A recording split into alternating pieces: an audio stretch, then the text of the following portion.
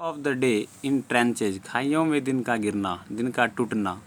तो इसका जो लेखक है वह है आइजैक रोसेनबर्ग और इनका जन्म हुआ था 25 नवंबर 1890 को और इसका जन्म फ्रांस में हुआ था और इनकी मृत्यु यूके में हुई थी।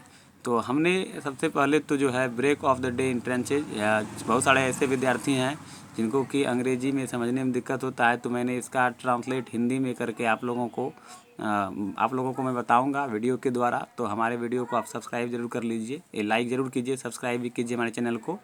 और इसका हिंदी अनुवाद हमने किया है और आप लोगों को मैं प्रोवाइड कर दूंगा इंग्लिश ऐसे भी। तो फिलहाल आप इसका मतलब हिंदी समझ लीजिए। अगर आप हिंदी समझ लेते हैं तो अंग्रेजी में आप लोगों को लिखने में परेशानी नहीं होगी। तो चलिए इसके बारे में हम बात करते हैं।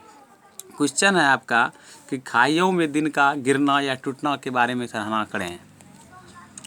या आपको इस प्रकार भी पूछा जा सकता है question, critical analysis the break of the day in tranches.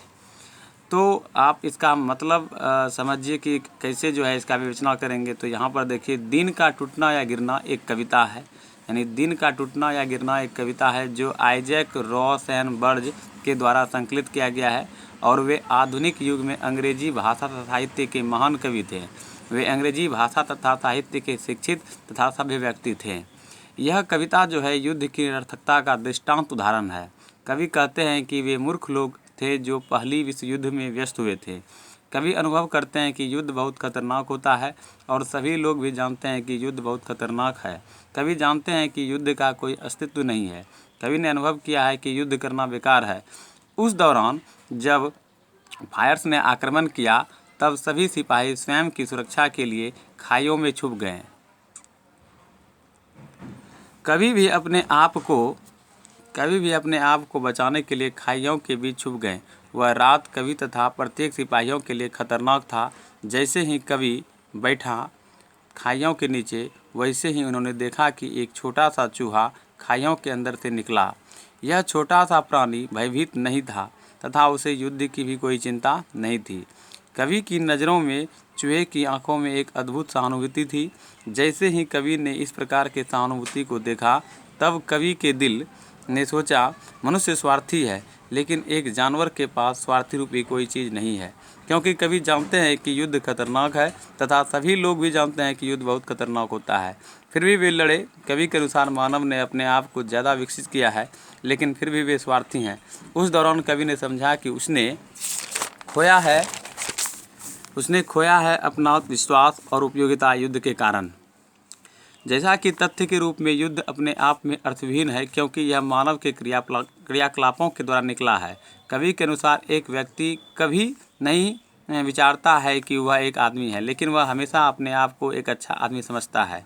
कवि हमेशा सोचते हैं कि मनुष्य का जीवन मिश्रित और धूमिल है, इसलिए हमें इस प्रकार के स्वभाव को त्यागना चाहिए। अंततः यह कविता जो है लोड किया गया है उच्च विचारों तथा आदर्शों के द्वारा। जो शब्द जोड़ा गया है वह संवेदनात्मक, आकर्षणात्मक, दिल को छूने वाला तथा पद चिन्हित है। दिया गया कथन सीधे तौर पर है।